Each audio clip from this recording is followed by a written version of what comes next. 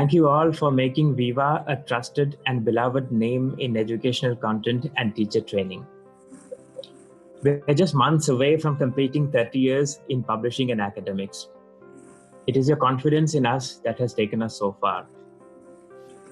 The very mention of the National Education Policy instantly generates enthusiasm. Within just a few hours of announcing this webinar, we got thousands of registrations. As we go live now, the registrations have crossed 10,000, and several thousands more are watching it live on Facebook.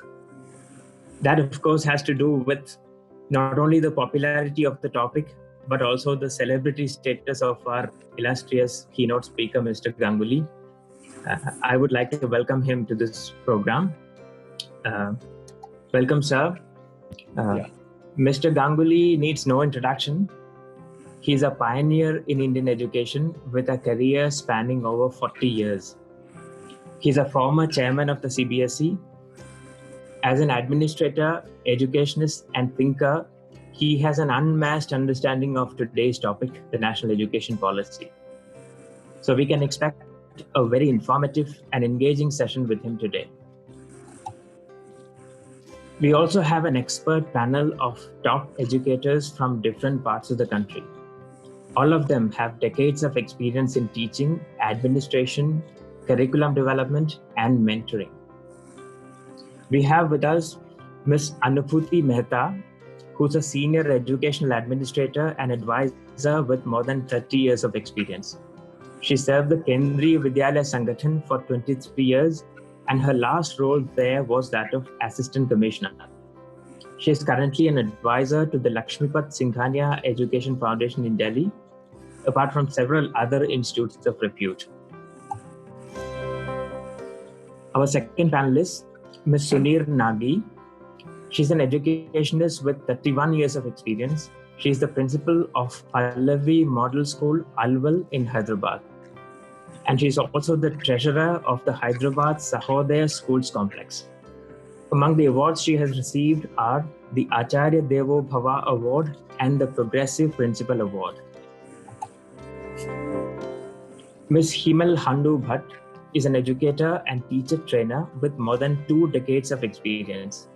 Her specialties include conducting workshops, materials development, and innovative teaching and assessment using technology. She's an examiner for Trinity College London, and she is currently principal at Hansraj Model School, Punjabi Bagh in New Delhi.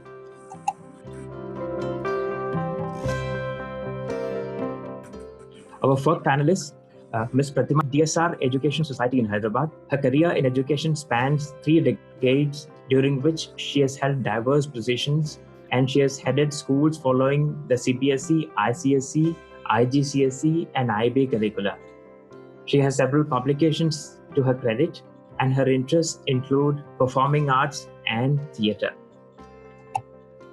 Now about today's session, we are all of us, everybody here is excited about NEP, but we all have several queries in our minds. For example, what exactly is meant by 5 plus 3 plus 3 plus 4? Or what happens to the CBSE now? Will English become less relevant? What will the board exams look like? And so on. I'm sure Mr. Ganguly will throw light on all of these and more. For those who have joined us on Facebook, we request them to share the video link further so that everybody in the education fraternity also gets to know what we discussed today. Now I invite our keynote speaker, Mr. Ashok Ganguly, to start the session. Over to you, sir. Well, good afternoon to each and everyone, including the panelists. First of all, I must thank the Viva Group in general and its managing director, Vinod Vashisht in particular, and also to Mr. Naveen Joshi for arranging this webinar for all important stakeholders, free of cost, on this very important topic. So today I will be addressing, I think, a very heterogeneous group of people. So naturally, I will take my own time and my own pace to talk about the details of NEP. So others who actually have gone through it have please little bit of patience about this. Now, having said this, if you have read the NEP 2020 and also gone through the earlier policies, particularly the 1986 one, and also gone through the NCF 2000 and 2005, you will find that the 80% of the content and philosophy are almost same. We are now talking about access, equity, quality, affordability, accountability. And this we have discussed and elaborated earlier also. The policy document on school education has about 8 chapters on ECC, foundational literacy and numeracy, universal access, curriculum and pedagogy, teachers, inclusive education, effective governance, and of course, regulation and accreditation. And each chapter has several subunits also. Then the question may arise, then what is how the present policy is different from earlier utterances? My reply is, yes, there is fundamental differences. And there are at many points, there are differences. I would like to explain the 2 important aspects. First, before coming out with this present policy, people have discussed minutely and meticulously the problems afflicting in our school education sector, and then try to find out the solution, looking into our competence and resources. Number 2, this time we are aiming at building a global best education system through local paths.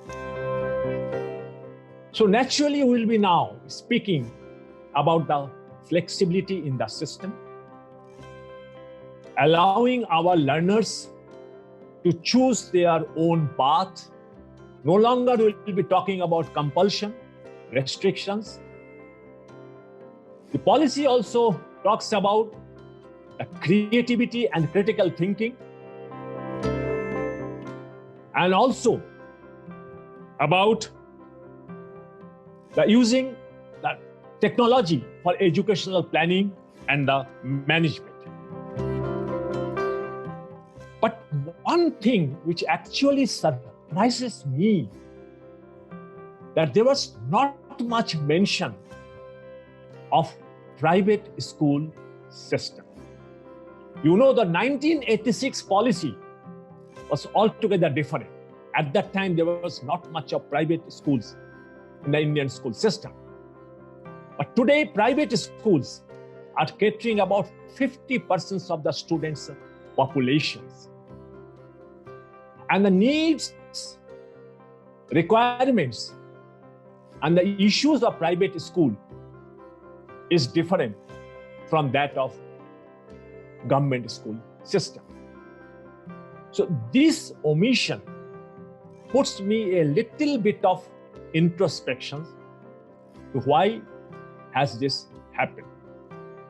But nevertheless, private education schools, private education system has to carry forward and has to implement the NEP, looking into the various modalities that has been presented in the document. Now, having said this, the present policy talks about a new pedagogical framework, 5 + 3 + 3 + 4. Now, this means that we will be having now 15 years of schooling instead of hitherto and well-established 10+2 pattern. The initial 5 years of schooling, which we're calling now foundational stage, is divided into two parts: the 3 years of ECCE and grade 1 and grade 2 of primary. Now, with this pedagogical framework, what will be its immediate impact? First, this 15 years of schooling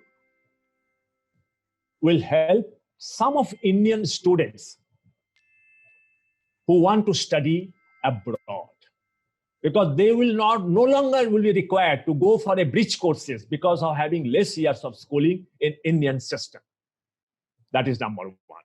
Number two, now every child will have to move to a preparatory class before entering into class 1. So now there will be the learning gap between the government school students vis-a-vis the private school students will be now minimized at the beginning when they enter into the class 1. That's the number. And number 3, of course, first time it is happening that the preschool is now being put under certain sort of regulatory framework in regard to what content to be taught and in regard to teacher recruitment. Preschooling was an unregulated sector now earlier. Academically, it seems to be a very sound approach because now there will be a uniformity in the approach in preschooling across the country. But administratively, how far it will be feasible needs to be seen.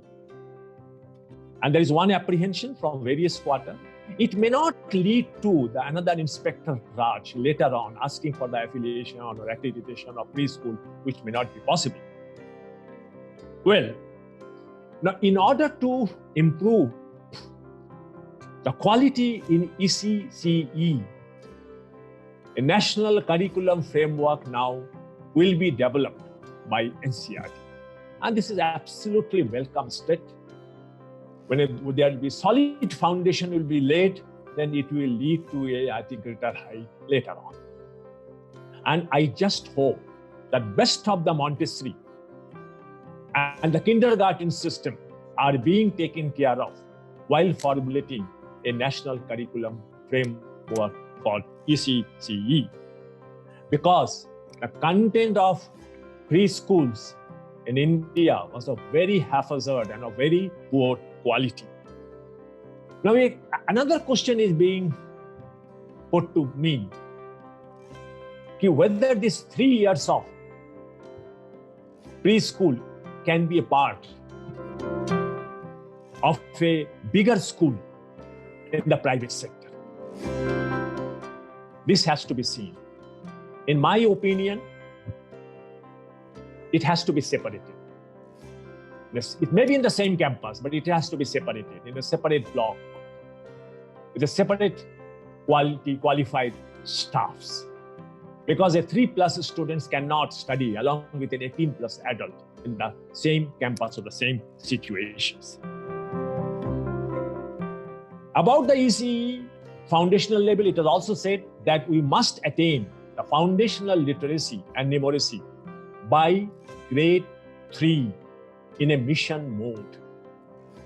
You know that even in the most of the government system and even in the private school system also, class 6 students cannot do mathematical calculation of class 3 and class 4. So this is a good thing that foundational literacy and numeracy will be achieved by grade 3. And for this, a national mission on foundational literacy and numeracy will be established. I again do hope that it may not become another government department, and to begin with, it must be headed by top educationists. I think that it will yield greater results. Lots of focus will be on early reading, early writing, and also on mathematics. And that is enough at the foundational level. The subject competencies can be put from grade 3 onwards, not before that. And also there will be a repository of high quality teaching and learning materials on Diksha portal for the help and guidance of ECC teachers. And school libraries, along with the digital libraries, be put up in the ECC or preschools, and regular health checkup will be done. So that is about the foundational literacy and the numeracy stage. The second important thing of this policy document, that there will be universal access to education at all levels. This is one of the high point of this policy that we are now talking of, universalizations of quality secondary education from ECCE to grade 12. And if it is achieved, I'm telling you, India will be put into the world map for ensuring quality secondary education up to grade 12 to most number of children. But to ensure this, lots of emphasis will be needed on teacher qualification, teacher recruitment, and of course the teacher training. And simultaneously, all schools will have a regular counselors also to ensure this big program. A new thing has been laid down, that focus on peer tutoring. First time it is happening, the peer tutoring. It is more so important because now online learning has become a reality and home assignments are being given to the children. Till now, we are having teacher-learner interactions in the schools. Now we will be having learner-learner interaction and learner interactions with self. That's a new thing is coming up. So we have to develop competency and as well as attitude of all important stakeholders, including teachers, parents, and the students. So till now, the expected outcome will be that there will be universalization of access from ECC to class 12, the improvement of quality and achievement of learning outcomes, focus on 21st century skills, the common standards for public and the private school education, and all schools should have regular counselors in place. Now, in the new pedagogical framework, the core curriculum now will be taught up to class 8. It was up to class 10 earlier. And I feel that this is good. Because in the new world order, you cannot have one size fits all for all types of students till class 10th. So here is the difference that we are now starting with that. Because the secondary stage of 4 years will be of multidisciplinary study, flexibility, and students' choice of subject. There will be no, in this 4 years of secondary stage, there will be no apparent divisions or distinction between secondary and senior secondary. This will be an integrated secondary stage of 4 years. Now, this choice of subjects from class 9 was there in Indian education system earlier also, in many boards, before the 1986 policy. So I will say now this is being revived once again. Now about the curriculum, before coming to its details, salient features are based on the emphasis on the holistic development of the children through innovative pedagogies, experiential learning, interactive classes, critical and creative thinking. But again, I am asking, are the school ready for this? Because we have 32 weeks of academic work, at the most 160 days. So where is the time to go for this innovative pedagogies? But we have to do that coming later on. The next is the integration of vocational education from primary grade, and now will be available across the entire spectrum of school education. There will be no hard separation of curricular, co-curricular, and extracurricular activities. All school activities will be important and will be part of curriculum process, and hence curriculum evaluation also. Fine. Similarly, there will be no hard separation between science and humanities, between vocational streams and academic streams, between arts, music, sports, and academic subjects. Now, students in class 11 can take physics, music, history, economics, and English. But this flexibility will not be of not any use, provided it is not being extended further across education. I'm giving the examples. If a student has taken this subject combination in class 11th and 12th, physics, music, economics, geography, and English, will he or she be allowed to take BSc Honors Physics course at undergraduate level? So we have to provide that flexibility there also. I'm a physicist. I was a physics student. I don't find any reasons why I have to take chemistry and mathematics to study physics later on. So similarly, the qualification, the details about the curriculum has to be modified in the professional entrance examination also. For example, if a student has taken biology at class 11th and 12th and taken the music and history and geography and English, will she or he be not allowed to appear in the NEET examination? So this flexibility has to be provided at all levels in the entire spectrum of education, and then only will be meaningful. If it do not happen, then it will be of no use. Again, there will be pressure by the parents to their kids. If you are taking physics, take chemistry also, take maths also, take biology also. There will be pressure by the schools also. So I think this flexibility has to be complete, absolute, and not partial. Okay. Also now, there will be greater emphasis on inclusion of contemporary subjects. I call it latest knowledge inputs, like artificial intelligence, nanotechnology, organic living, environmental education, disaster management education at middle and secondary level. You know that this is a very critical period of learning. We often call it a formative period of schooling. Now, if these latest knowledge inputs are given at this level, I am sure our students will be at par with the global standards later on. So, now in future, because of this flexibility, not having hard separation, the teaching styles and the teacher's role will also be changed. Now there may be requirements of multiple teachers may be required to teach the particular subjects. That may happen. So three things now are becoming very clear about the curriculum.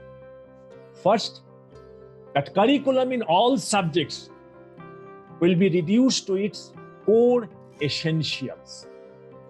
The obsoleteness or the redundancy will be simply deleted, and because of this reduction in curriculum, the space that we got, it will be now filled by experiential learning, by critical thinking, by this creative thinking, and also the interactive classes, or the inclusion of co-curricular and extracurricular activities. Now, when we say that there will be no hard separation between the co-curricular, extracurricular, and the curricular activities, this means that the co-curricular and the extracurricular areas also will be integrated into the subject in an interdisciplinary manner.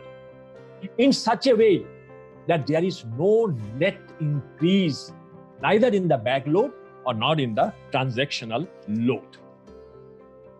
So 3 things will be happening. I was telling to you. The first about the curriculum reduction. So where we can, by reducing the curriculum, we can go for the experiential learning and those newer aspects actually in the classroom situation. Number 2, we are now slowly moving from close-ended curriculum process to an open-ended curriculum approach. And this is the international trend also. And this is good for Indian education system. And number 3, now with this reduction of curriculum, teachers now can handle it with ease. They do not go for business as usual, rushing to cover the courses. They will have the time to discover the courses and can also handle the newer aspects that I have already mentioned, like experiential learning, critical thinking in the classrooms. So these 3 things are important. The entire motto, the entire actually aim, because of this, that we need to reduce the rote-based learning in our school education. Now about the language learning, no significant change from the earlier policy. Yes, the only deviation that multilingualism now can be promoted, even at the lower level, foundational level, and we can have 1, 2, more than 2 languages, even at the preschools also. See, we have to make a distinctions between language learning and the medium of instructions. Yes, medium of instruction has to be through mother tongue, through local language. And this has been enunciated in the Kothari Commission report also, in the 1968 policy also, 1986 policy also, even the NCF 2000 and the National Curriculum Framework 2005 also. It's not a new things.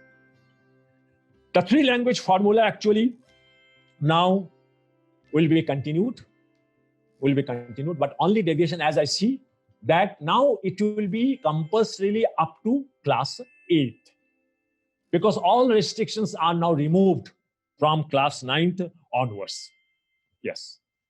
Foreign language will be available only from class 9 and not before.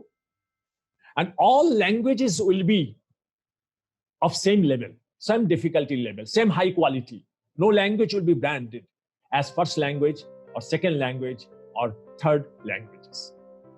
So with this now changes in the curricula and the language policy, the textbook writing also now will change. Yes, the textbook writing will also change. It will definitely be in the constructivist approach. There will be constructivist mode also, approach, and will contain only the core essentials. And other things like the inclusion of these areas, co-curricular areas, extracurricular, will be put into the box for further elucidation by the teachers and for extended reading. So in the entire language policy, one thing is very sure in this policy, that English as a language learning and English as a instruction, I think has been given prominence. For the first time it has happened, the English has been given, and it's good looking into the new world order and looking into the globalized situation. The medium of instruction in English has given the prominence in this policy. The next is the mental and the physical health and the well-being of the students. Now it will be mandatory for all students to acquire skills in health and nutrition, in physical education, and of course in the fitness, wellness, and sports. It's not to acquire skill, it has to be evaluated also. Maybe it may be internally evaluated. Certain things will be externally evaluated and certain things will be internally evaluated. But this has to be put up into the holistic report card of the students. And all these areas that I have mentioned about the physical education, fitness, wellness, nutrition, will be part of the now curriculum process. Now looking into the pandemic right now, the mental and emotional well-being has got a new prominence that are paramount important that this has to be given to the students, to the children. And all children will have a regular health checkup organized by the schools, and a medical health card will be issued to them. Now next is the innovative pedagogies. transforming our teaching learning process. The way teachers are handling the pedagogy in the schools, in the classrooms, they say that the way we have been taught, the same thing we need to repeat to the 21st century generation. This will not happen. This may not happen. But I know that this is a huge, huge challenging task. And it will require a massive teachers training program initially for at least next 2 years. Because most of our teachers, in spite of having great talent, they are not to be blamed. They are slowly becoming semi-skilled or unskilled. With the present setup of mindset and the skill set, the teachers may not be in a position to handle this aspect of experiential learning or the integration of technology-enabled pedagogy in classes 6 to 12, creative thinking, critical thinking. So we need to go for a massive teachers training program. The next issue is about the assessment and of course the examination. Yes, this is hugely important and relevant also. And the policy document has discussed in details the present assessment system in school education. Besides many other things, it said that there will be a summative state level examination in grade 3, grade 5, grade 8. Besides, of course, board examination in grade 10 and 12. Now there is a query. The schools which are affiliated with the national board, now who will conduct this summative examination at grade 3, grade 5 and grade 8? You don't have answer right now. But a PARAK, the National Assessment Center, now is being established. And I think PARAK will clear it that who will have this examination for the schools which are affiliated with the national boards. In conducting examination, summative examination grade 3, grade 5 and grade 8, there will be no pass-fail criteria. The results will be used only for developmental purposes and we'll see whether learning outcomes are being achieved or not. Of course, the school boards are now being just reduced to a mere examining body and not an educational body as it was earlier. Because the boards will no longer have any role about curriculum design, about curriculum transaction. It will be in the picture only for the curriculum evaluations.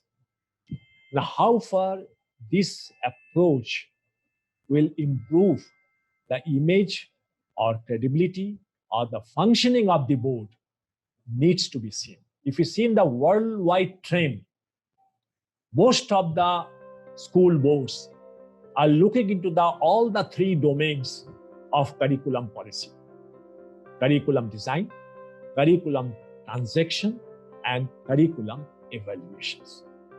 But nevertheless, because we are now separating the 4, we will discuss later on 4 distinct roles of governance and regulations. So boards will now be given only to conduct the examinations, and the norms, standards, and guidelines for assessment and evaluations will be formulated by PARAK, National Assessment Center. The full form is Performance Assessment, Review, and Analysis of Knowledge for Holistic Development. This is what we call the PARAK now. PARAK will also ensure the creative and critical thinking in the school, will guide for state achievement survey, will conduct the National Achievement Survey. Hitherto it is being conducted, it was conducted by the NCERT, and will also monitor the learning outcomes of the learner. So, PARAK will also, you know that there are about more than 61 boards in the country. And all boards have different academic standards. There is no uniformity in approach, neither in the transaction and neither in the evaluation process. But PARAK will now ensure that each and every school board has equivalence of academic standards among learners. And this will be a wonderful thing which has happened, that we can put all school boards in the country on the same pattern, same platform. I think then the students query about that we are not part of the national board, we are partly part of this state boards, we may not be in a position to actually crack the JEE or NEET. These type of queries will automatically vanish. So this is a good thing that Parakh can ensure the equivalence of all the state boards in the country. And as you know, that now henceforth the examination will be conducted in two parts. There will be objective type, and there will be of course the descriptive type, and the viable models to be explored. Whether it will be an annual examination or semester examinations, or it will be a modular. It is to be seen now. But I think next 4 to 5 years, there's not going to be a major change, and the annual examination at grade 10 and grade 12, I think, will be continued.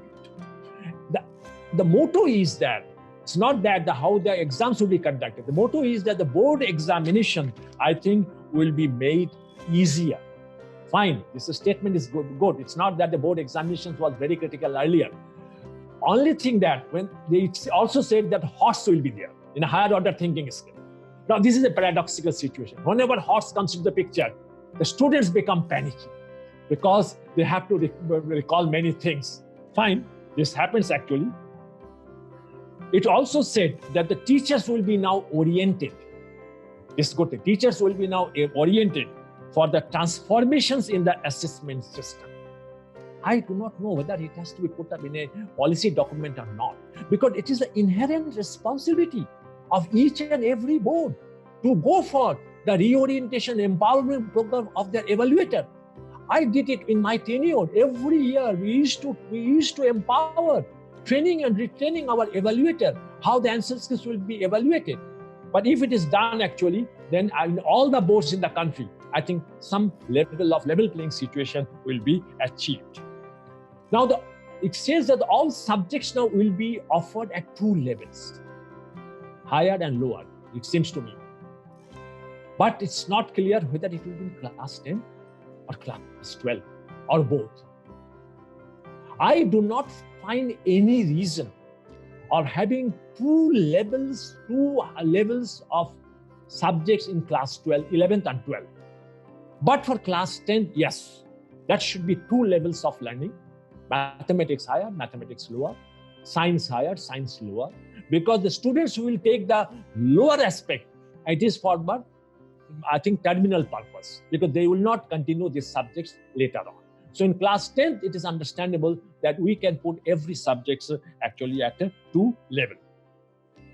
There will be actually now holistic report card now will be put into place. 360-degree feedback will be taken from all quarters. Good, sounds very nice also. And all aspects of cognitive, affective, socio-emotional, and psychomotor domains will be taken into consideration. It looks like a comprehensive evaluation, which CBSE has already established credibility some years back. I think if comprehensive evaluation comes into the picture, it will give a correct evaluations of our students. Now about the schools. As we have already said, that there are 4 distinct roles of policy making, operations, ensuring quality standards, and 4th is the academic work. Now will be dealt separately by independent bodies to avoid the conflicts of interest and the concentration of power. So for schools, a state school standard authority, SSSA, will be now established for accreditation. All the schools now we have to provide self-disclosure of basic regulatory information in the website of SSSA and also in their own website. And the SSSA will also ensure that all the schools are following certain minimal professional quality standards. It has to be seen. And this body will also come out, will develop a school quality assessment and accreditation framework. I think the school education is being now revolutionized by having all such things. And the private and the public school will be assessed and accredited on the common minimum criteria. Now you know that presently, when a new school starts, then it has to take NOC from the state government.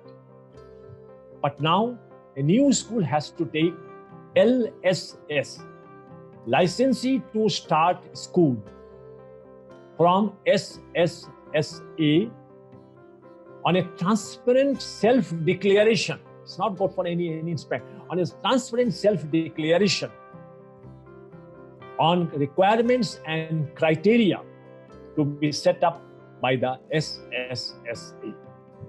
So they have to make only transparent self-declaration and they will get the LSSS. But for schools which are controlled or managed or aided by the central government, the CBSE and the NCERT, in close collaborations with MHRD, will prepare a regulatory framework for affiliation purpose. And there will be also multiple mechanisms will be put up with checks and balances to combat the commercialization of education. Another thing that's going to happen about strengthening of the school complexes for sharing resources, caring, sharing, and solving problems together. Creating vibrant communities of teachers and school leaders, and sharing the key resources of libraries, laboratories, playing facilities, sports things, etc. But I will say that this is not a very new actually points, because you know that 20 years back, we have this Sahodaya system in the CBSE, and we have developed this school complex system and did some of the wonderful things, including the teachers training and also arranging many activities amongst the Sahodayas. If this happened, this school complex system, by having the government schools also part of with the private school, and I think wonderful things will be achieved. A training program now will be started, pairing schools, one government school and one private schools. And they will meet often to interact with each other, to learn from each other, and also, if possible, the sharing of the resources. Now about the teachers. Yes. Now the TET will be mandatory for teaching at all levels in both private and the public sector. TET is going to be mandatory for this purpose. The in-service training program has been given importance. Now it has been made that there will be 50 hours of CPD, continuous professional development for every teacher per session, per year. Another good thing that is going to happen about the NPST, National Professional Standards for Teachers, by 2022-23. Now, we often say that teachers' cadre has to be created as a professional cadre. There is lack of professionalism in our teaching fraternity. This NPST will surely make teachers as a professional cadre. And the existing TEI, the Teacher Educational Institute, will cease to exist by 2030. Now, henceforth, there will be 4 years of integrated B.Ed, 2 years of integrated B.Ed, and 1 year of integrated B.Ed will now continue to run. But by 2030, the teacher's qualification, minimum qualification, will be only the 4 years integrated B.Ed. The integration of vocational education now at all levels. I have a little bit discussed earlier also. Now the vocational education will start from primary grade. And it's absolutely very good. So we can have a vocational awareness program for our primary students and a practice-based curriculum. There will be 3-4 vocations in the school from 6 to 8. And a good thing is happening that there will be an internship program of 10 days. We are calling it Bagless Day. Internship program for all students in those vocational skills with the local craftsmen, local gardener, local potters in the local situation is going to be happening. And the vocational education now is being implemented, will be available on the entire spectrum of the system, entire spectrum of the school education. So now there will be acceptability of the vocational education when it is being started from primary. Earlier, what happened? We started vocational education only at +2 level, only for those students who could not get good marks in the class 10 board examination. So it was being thought of a second grade education by all stakeholders, including parents. So there is a low acceptability of vocational education.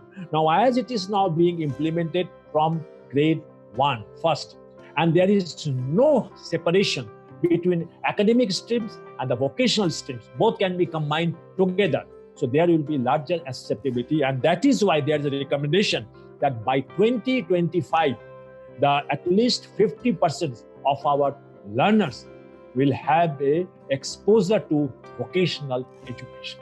50% of the learners will have exposure. So when I read it first, I thought that it's a wishful thinking. Then I went into detail, and it will be definitely achieved. We can achieve it if we go for a mission mode. In many countries, we have a skill qualification framework. So similarly, national skills qualification framework will be put into place. Australia, we have it. I've seen Germany, they have it. So we will be having a national skills qualification framework. Another scheme started in this policy that support for the gifted students and students with special talents. In our system of education, we are going for actually one size fits all. So it is not that the weaker students who are facing the problem. It is our specially talented children, gifted children, who feel very bad about our system of education. Now there is a special encouragement, and the NCT and NCERT will frame the guidelines about this.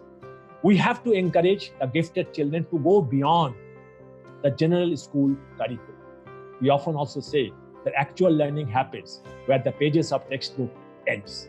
So these gifted children and these especially talented children will be asked to go beyond the school curriculum.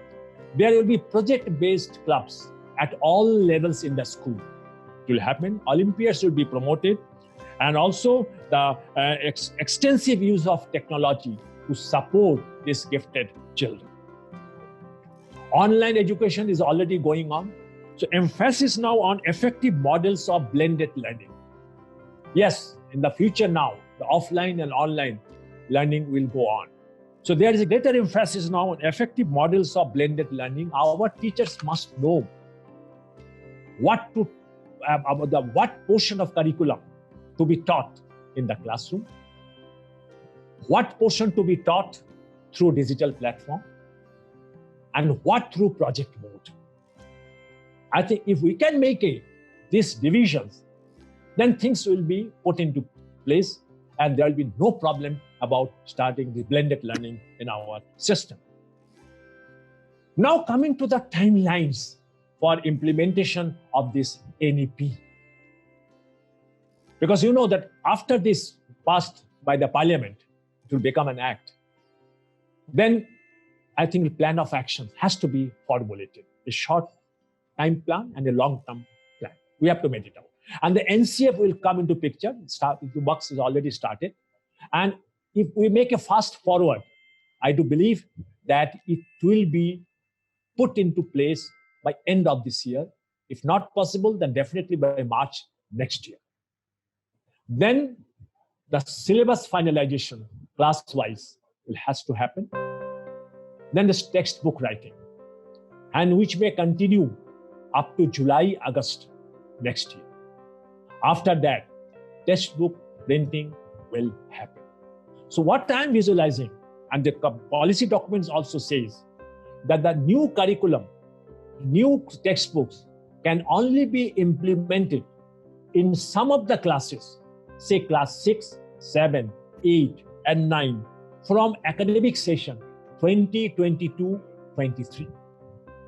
And then it can be in class 10 from academic session 2023-24.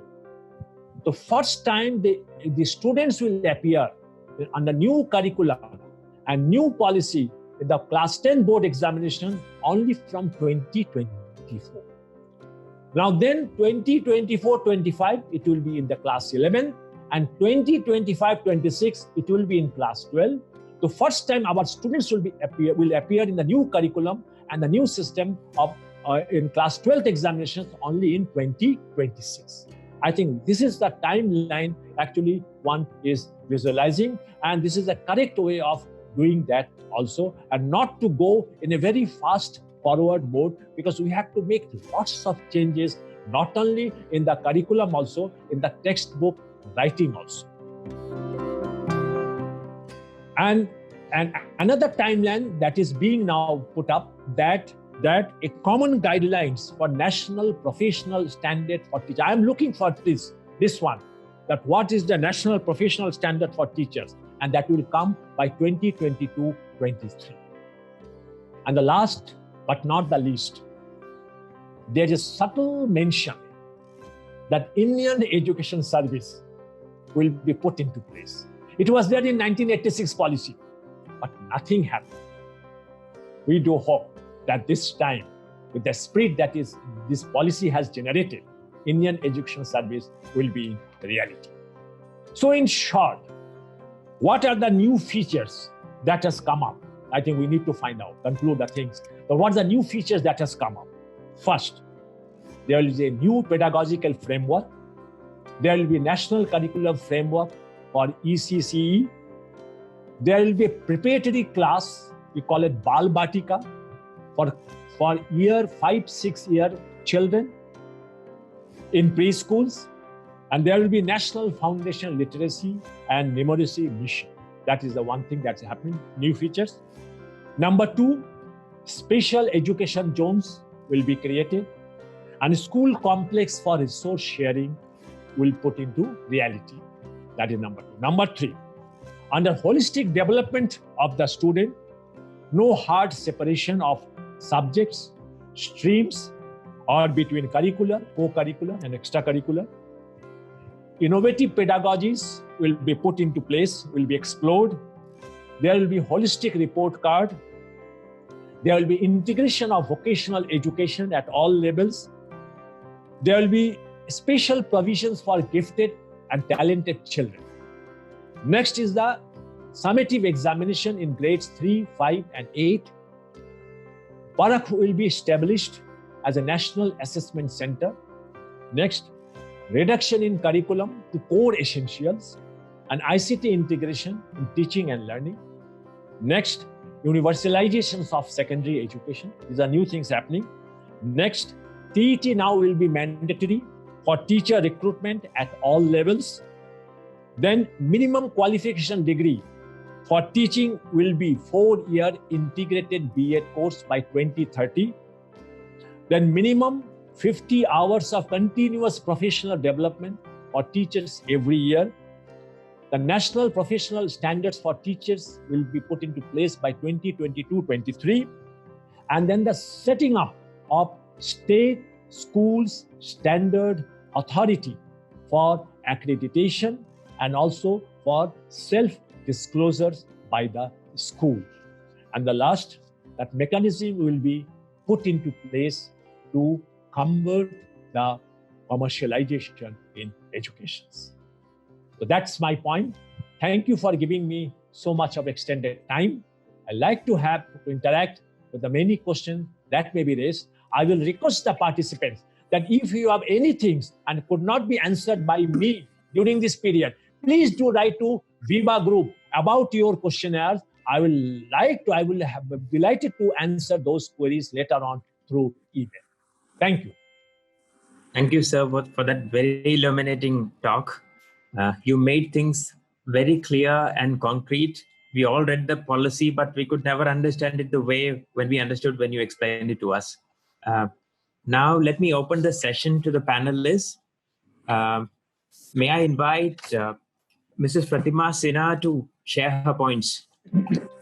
Ma'am, Mrs. Sinha, Vishal, have you unmuted them? Yeah, she's the co-host now. Thank you so much. Sir, it was a wonderful session, very enlightening. There was few points that I have in mind that I would like to ask you, especially related to the teachers. We all know, teachers are the backbone of education. And extensively in NEP, it has been mentioned about the professional development and the various training courses and so on and so forth. But does NEP will it motivate the youngsters to join teaching as a professional course? And will it showcase that it is a lucrative profession for the youngsters? Okay, fine. You know that it's good questions you have raised actually. We have also said that NPST will come into the picture by 2022-23. This means this will show the teacher as a professional force. Now I'm going beyond that. When we say that the teacher's qualification henceforth by 2030 will be the 4 years integrated B.Ed course, I would like to see in the near future that campus selection for the post of our school leaders, for the vice principal, and even for the lecturer's post is done at various these colleges. Once we start this campus selection and making teacher as a professional force, the youngsters will be definitely attracted towards this profession. I would also like if you can just give us a little more brief about what did you say about this Indian Education Service? Will it help the teachers? Definitely. That's why Indian Education Service I was looking for when I was very young, because at the time of 1986 policies, I was posted at the district level and organized a massive teacher training program. And we are hoping that by having this Indian Education Service, I'll be having, for example, Vice Chancellor post, the Registrar's post, and all the important posts in the teaching organization, of teachers organization, or education organization can be filled by the people from the Indian Education Service. And Indian Education Service is not like an IAS. What is that? There will be lateral entry actually. Those who have achieved certain level of things, the teachers have a certain level of achievement, certain level of excellence, they can also enter into the Indian education. There will be multiple entry points to the Indian Education Service. If it comes into reality, I'm telling you, the Indian education system will transform for all time to come. Wonderful.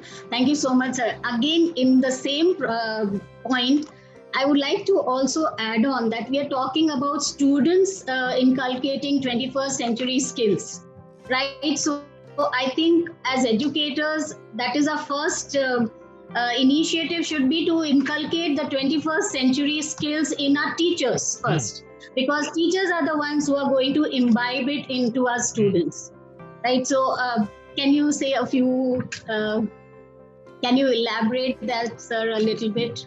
Now, I do agree, because you know that what's the problem, that there is a generation gap. You know, most of our teachers, when I say semi-skilled, it is simply that they have been actually grown up in the 20th century mindset. But everything has changed now with the start of the new century. So when you say that 21st century skills has to be given to the students, before that, teachers must know what we mean by 21st century skills and how this can be imparted, to the students. When I talk to the school manager, they give me the answer. They said, why you are going these things? Because when we are in the school, we have been taught like this, we have been actually grown up like this. Why this can not be repeated to now also? So here is a generational gap, and it can be only improved upon when teachers are actually given regular, not only training program, I will not say empowering the teachers. And after empowering them, then put them on a retraining cycle every 6 months. Surely, if teachers are trained, teachers can do wonderful things. Yes. I'm really salute to the teachers by the way they have conducted the online classes. There may be many limitations, but wonderful things they have done this time. I salute to them actually, in spite of having many limitations, not having much exposure, they have done a good things. Much more can. So we need to train the teacher's mindset first, their skill set first, and then only it can happen. It can be transmitted to the students. Thank you so much, sir. Thank you, sir. Thank you, ma'am. Can I invite Mrs. Bhatt to contribute to the discussion? Yes. Ma'am. Yes. Ma'am. Thank you. I have unmuted. Yeah, you're unmuted. Okay.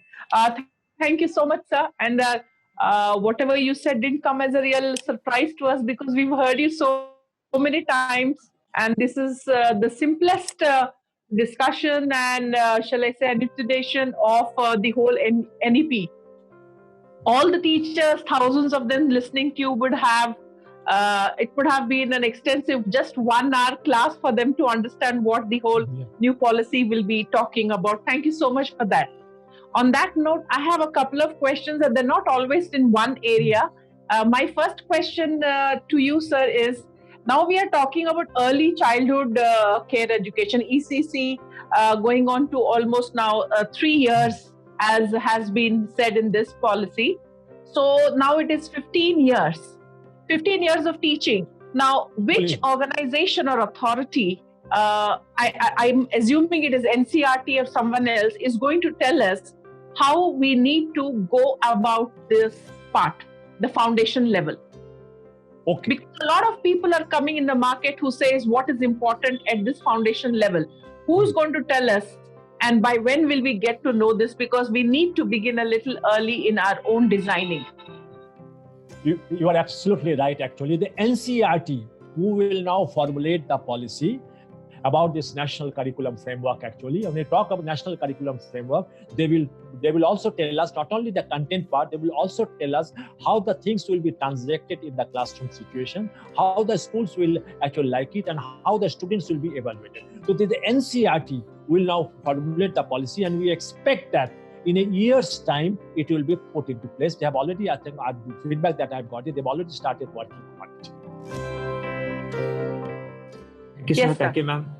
Sir, I need to ask you one more question, please. Just one more question. You mentioned very rightly in the very beginning itself about no mention of any private schools and institutions and their role, whereas we have been playing a major role since the last policy came into being. Autonomy jo de raha hai unhe to the institutions, where we need to focus on centers of excellence. What is there in the future for private organizations which have contributed and continue to contribute to the education system in the country? First of all, I think there's a great future for the private school. The way it is growing, I'm telling you that in another 10 years time frame, today we are catching up the 50% of the student population in that age group. It will be definitely go to up to even 70% actually. Okay. One good thing that is going to happen, we have said that we are slowly moving. Why I have said it deliberately, that we are slowly moving from a close-ended curriculum to an open-ended curriculum. An open-ended curriculum. This means that now there will be school-based curriculum development also. So it is not that it will be top-down prescriptive model of curriculum, which has happened so long since independence. So now at the school level also, they will develop the things, they will develop the contemporary issues, they will discuss about the latest knowledge inputs, and will try to integrate into the curriculum in an interdisciplinary manner. So I think private school can create themselves as a center of excellence by going for this curriculum development process actually at the school level and develop the competency of their own teachers regarding this. And I hope there will be a recognition of their contribution in the country's educational system. Yeah, definitely. Thank you, sir. Thank you so much. Thank you, sir. Thank you, ma'am. Mrs. Sunir Nagi, ma'am, you have a few points to share. Sir, though it's very clear what you explained, yet I had a pen down question for you. Assessment will move to a formative model as we used hello. to have during CC, and will test analysis, critical thinking, and conceptual clarity. So how are we going to conduct peer assessments and parent assessments what areas will be assessed and what will be the indicators for these assessments? Can you repeat it because you were actually some disturbance. You repeat the questions, yeah. Sure, sir. No. Assessment will move to a formative model as we used to have during CC. Yes. And will test analysis, critical thinking, and conceptual clarity. Yes, yes. How are we going to conduct peer assessments and parent assessments? What areas will be assessed and what will be the indicators for such assessments? Okay, I think you have asked the questions which cannot be answered just in one line or two sentences. Actually, we have to sit down. We have to sit down. But when we have said that there will be 360-degree feedback, so when you say the 360-degree feedback, we need to sit down and find out what areas and we need to look into, because teachers will also feel very vulnerable when we say that there will be 360-degree feedback. So what is required now, it has never happened earlier. There will be importance to formative assessment, not only because our formative assessment importance is neat, because now it may not happen the next time that we are assessing, declaring the results without taking any examinations or without evaluating the child. The formative assessment will be of importance. There will be importance to the 360-degree feedback also, but we need to sit down and identify the areas where we need to have the feedback. Otherwise, so sir, these areas will be mentioned by the board? These areas will be developed by the new organization which is now being established, that is called the Parak. Okay, Parak will do this because board can't do this actually. Boards now, the area of activity will be altogether different. So I think the Parak will come into the picture and they will come out with this 360-degree annual report or the feedback report. Thank you so much, sir. One short question now. That was a little long one. Yeah. NEP lays emphasis on increasing gross enrollment ratio by 100% by 2030. What strategies are going to be used to make this dream materialize? Yeah, multiple strategies will be required. Multiple strategies, not one, actually two. We need multiple strategies from teachers' recruitment, from teachers' training, and then, of course, making our curriculum relevant, then also implementing the vocational education and the entire spectrum. So what I can say in short, that multiple strategies will be required, number one.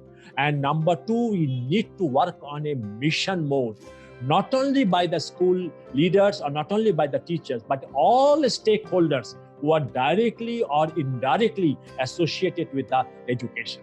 And number third, I think that's very important. We may need to take the help of some beautiful people working outside the school system that we often call NGOs.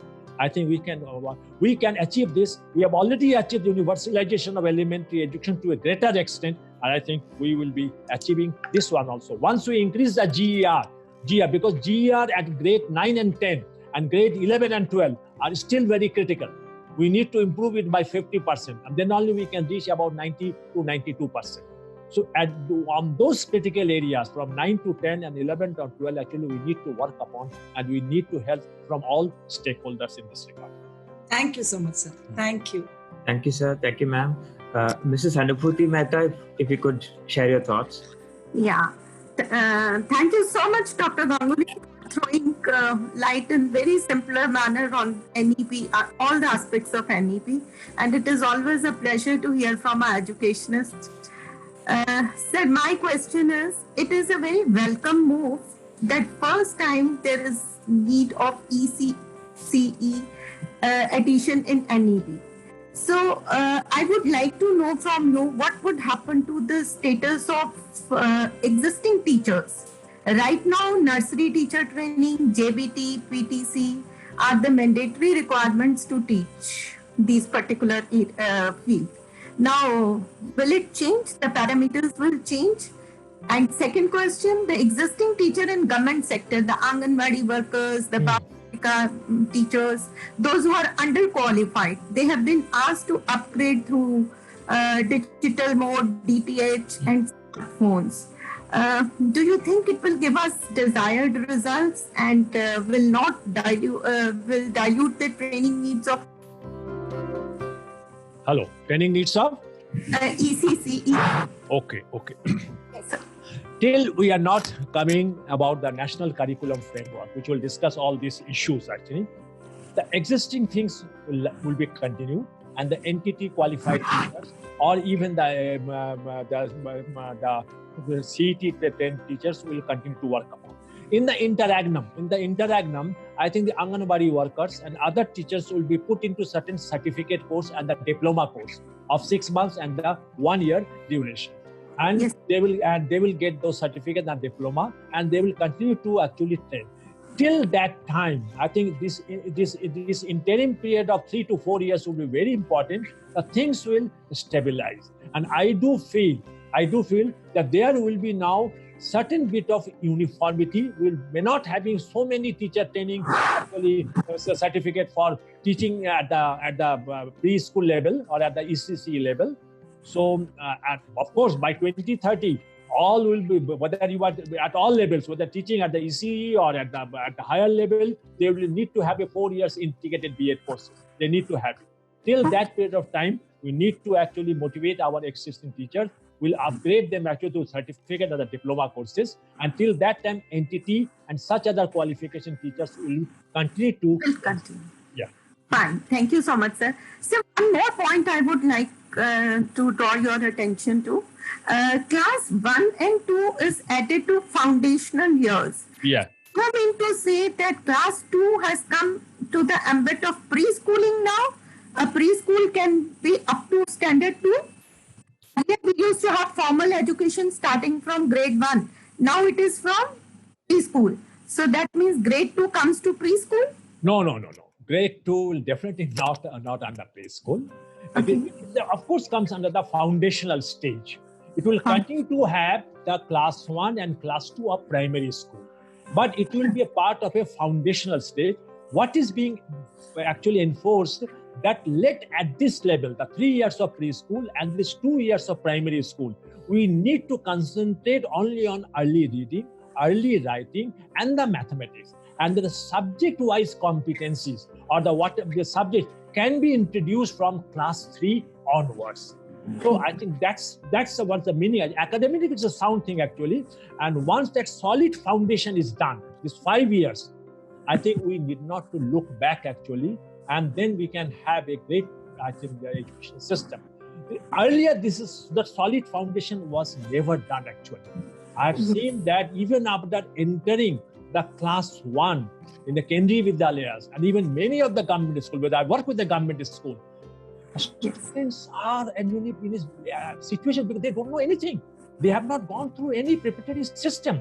I think that will be removed, and that is why preschool is added at the foundational stage. And 1 and 2, we need to continue that focus on the early reading, early writing, and mathematics, and don't introduce any subject-wise competencies at this level.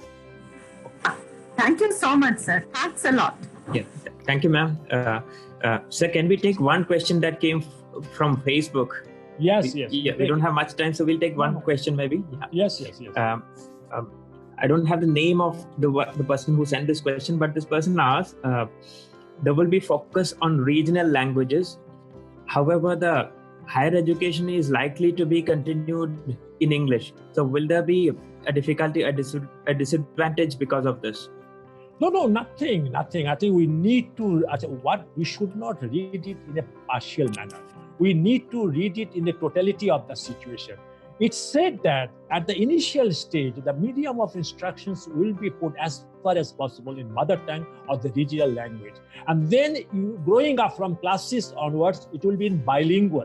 Even it said that the textbook will also need to come up in a bilingual approach.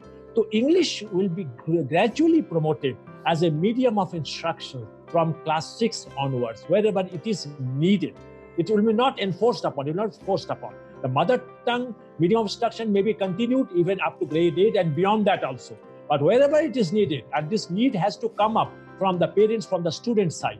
So we will not be at a disadvantageous situation because English now is not being promoted. Only thing I will say, the first time in this policy, I have gone through 68 policy, gone through 86 policies, and gone through this one also. I must say the English as a language and also as a medium of instruction has given a great prominence in this policy. And this is a correct approach also, looking into the globalized situation. So we will not be in any disadvantageous situation. Thank you, Sir, sir. I would like to add one point here. Even I read in the document that somewhere local languages are allowed to be pursued in higher education also. Even they can continue their studies in their local languages in education too. Yes. There will not be any gap. There will not be any gap. Yes. Thank you. So before we finish, one quick question from Viva, from the Viva family as publishers. So the policy talks about books being introduced, light books being introduced from the preparatory stage, that is class 3. So does that mean there will be no books until then? That is one. And one more question. What will you said private schools are likely to prosper after the implementation of this policy. What about private publishers? Our relation vis-a-vis NCERT, and will we lose ground to the NCERT, or what is going to happen to us? First of all, I must say that nowhere written that there will be no books prescribed at the foundational stage. So I think, I don't know why you got this time. Light books means that there will be not further increasing of bag loads, the heavier, the weights of the bags actually. That's why they said the books should be lighter, and one thing which is light also becomes very smart also. Fatty one becomes a smart one. So there will be books. That nowhere it is mentioned that don't light books. And about the private publication, actually, if you read the policy report, it says that excellent textbooks has to come in the market. When excellent is said, then you know that if it is monopolized by one particular wing, whatever be there, so I think that excellence cannot come. Excellence come only through competitions. So I think I do hope that there is a good scope for private publishers also in subsequent years.